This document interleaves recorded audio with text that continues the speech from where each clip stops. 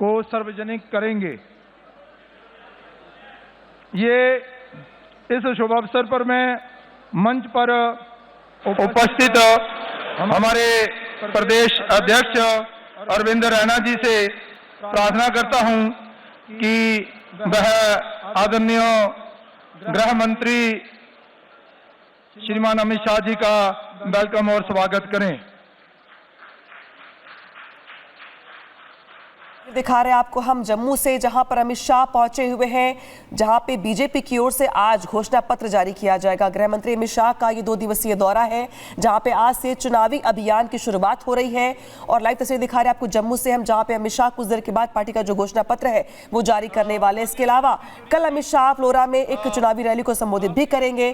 Party के तमाम जो नेता हैं उनको देख पा रहे हैं आप, जम्मू के जो प्रदेश अध्यक्ष है पार्टी के रैना, उनको भी देख पा रहे हैं। इसके अलावा जितेंद्र सिंह को भी देख पा रहे हैं आप। इसके अलावा जो तमाम जो लोग हैं वो यहाँ पे मौजूद हैं और काफी जो नजरें हैं वो लगी हुई है पार्टी के घोषणा पत्र को लेकर, क्योंकि घाटी में जिस तरीके से चुनाव हो रहे हैं प्रियंका, घोषणा पत्र बहुत हद तक तय कर देगा कि पार्टी के एजेंडे में घाटी के लिए क्या कुछ है। बिल्कुल ठीक कहा आपने। और देखिए जम्मू कश्मीर में 10 साल बाद विधानसभा चुनाव हो रहे हैं। तस्वीरें आप देख रहे हैं केंद्रीय गृह मंत्री अमित शाह के साथ जम्मू कश्मीर बीजेपी के अध्यक्ष रविंदर रैना बैठे हुए हैं, मौजूद हैं मंच पर। और वही रविंदर रैना राजौरी जिले की नौशेरा सीट से चुनाव लड़ रहे हैं। चुनाव के लिए रविंदर रैना ने हलफनामा भी दायर कर दिया है और उसके मुताबिक रविंदर रैना के पास, आपको बता दें, 1000 रुपए हैं। उन्होंने बताया कि सिर्फ 1000 रुपए कैश है उनके पास, इसके अलावा और कुछ नहीं है। और ये सुनना, ये जानना दिलचस्प होगा कि घाटी के लोगों को क्या कुछ मिलता है, घोषणा पत्र में किन बातों का जिक्र किया जाता है, जम्मू कश्मीर को पीएम मोदी पर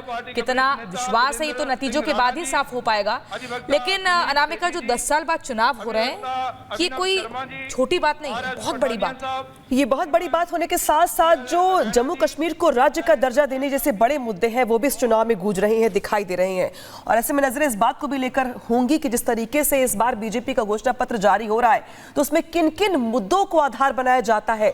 बीजेपी के संकल्प पत्र में, जिसे कहा जाता है कि बीजेपी का जो घोषणा पत्र है उसे संकल्प पत्र कहा जाता है, क्योंकि बेसिकली वो संकल्प होता है अगले 5 साल के लिए। तो संकल्प क्या होगा, बीजेपी का एजेंडा क्या होगा अगले 5 साल के लिए जम्मू कश्मीर के लिए, क्योंकि वो जम्मू कश्मीर जहां पर जिस तरीके से बीजेपी ने वहां पे हालात बदले हैं, ये दावा है 370 हटाने के बाद से जो माहौल बदला है। और इस बदले हुए माहौल में 10 साल के बाद जब वहां पर चुनाव हो रहे हैं तो संकल्प पत्र जो है पार्टी का वो कितना महत्वपूर्ण हो जाता है। इसी से अंदाजा लगाइए कि जब खुद गृह मंत्री अमित शाह वहां पर पहुंचे हुए हैं। आज भारतीय जनता पार्टी द्वारा जम्मू कश्मीर में विधानसभा चुनावों के संदर्भ में जो संकल्प पत्र जिसका अनावरण आज हमारे देश के माननीय यशस्वी गृह मंत्री श्रीमान अमित शाह साहब करेंगे, मैं आज के इस संकल्प पत्र अनावरण के इस कार्यक्रम में हमारे देश के परम श्रद्धेय माननीय गृह मंत्री जी का हृदय से स्वागत करता हूं, अभिनंदन करता हूं। हम सब जानते हैं माननीय प्रधानमंत्री मोदी साहब के नेतृत्व में हमारे देश के यशस्वी गृह मंत्री जी ने जम्मू कश्मीर के अंदर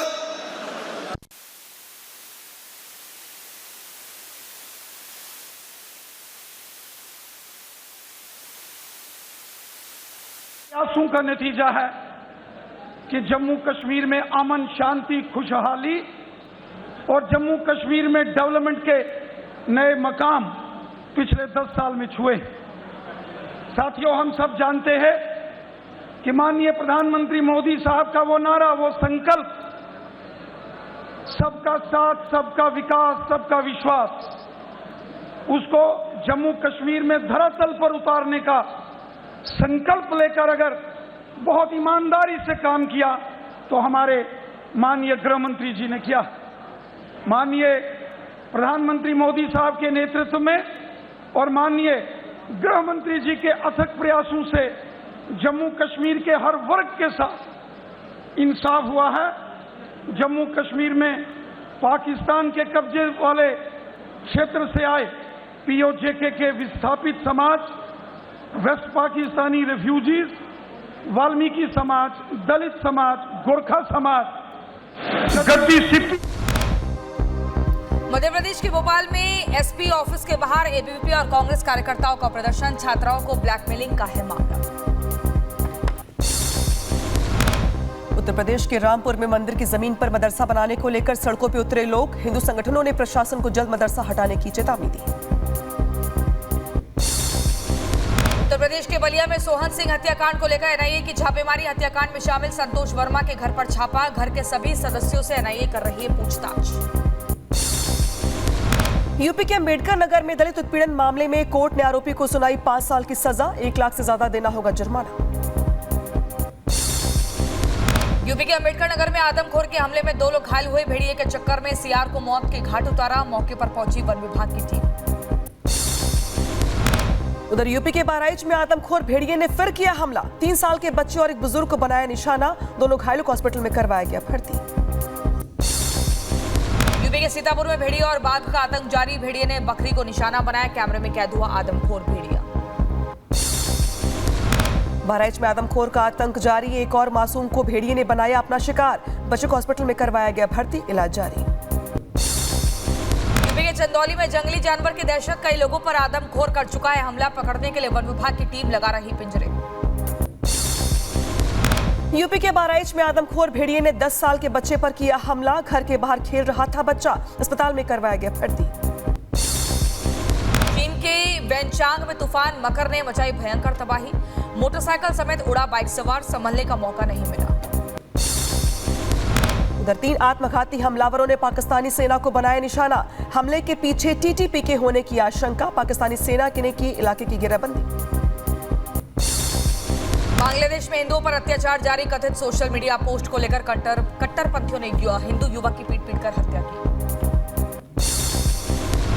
वेस्ट बैंक के जेनिन शरणार्थी कैंप में इजरायल की कार्रवाई में बड़ा नुकसान हुआ, कई लोगों की मौत की खबर, इजरायली सेना का दावा, आतंकी हमले रोकने के लिए कैंपों पर कार्रवाई करना जरूरी।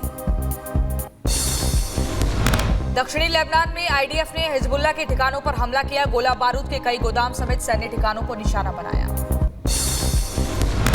वेस्ट बैंक में जेनिन शरणार्थी शिविर पर इजरायल ने किया हमला, हमले के बाद शिविर से उड़ता दिखाई दिया काले धुएं का गुब्बार। वेस्ट बैंक के जेनिन कैंप में आईडीएफ की बड़ी कार्रवाई, फिलिस्तीनी स्वास्थ्य मंत्रालय के मुताबिक कार्रवाई में 18 लोगों की मौत, आईडीएफ ने 14 आतंकियों को मार गिराने का दावा किया। आईडीएफ ने जारी किया वेस्ट बैंक के दुबास शहर में हमले का फुटेज, फिलिस्तीनी स्वास्थ्य अधिकारियों का दावा, हमले में 5 लोगों की मौत की खबर। वेस्ट बैंक के तुलकरीम शहर में आईडीएफ ने की छापेमारी, युद्ध के बीच आईडीएफ की छापेमारी। गाजा में इजरायली हमले में 4 लोगों की मौत, अस्पताल में करवाया गया भर्ती, इजराइल ने एक शिविर को बनाया था निशाना, फिलिस्तीन अधिकारियों का दावा। आपको बता दें, इजरायली सेना का वेस्ट बैंक में भीषण हमला, हमले में आतंकवादी समेत 5 लोगों की मौत, फिलिस्तीन अधिकारियों का दावा।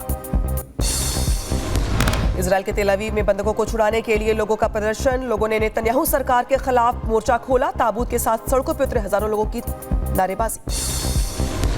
उपग्रहों के एक समूह को अंतरिक्ष में स्थापित करने के लिए चीन ने सैटेलाइट लॉन्च की, ताइयुआन सैटेलाइट लॉन्च सेंटर की लॉन्च की गई। अमेरिका में उपराष्ट्रपति कमला हैरिस और ट्रंप के बीच हुई तीखी बहस की तैयारी के लिए हैरिस पेंसिल्वेनिया रवाना हुए। रूस यूक्रेन युद्ध पर रूसी राष्ट्रपति व्लादिमीर पुतिन का बड़ा बयान, कहा रूस ने यूक्रेन के साथ बातचीत करने से कभी भी इनकार नहीं किया।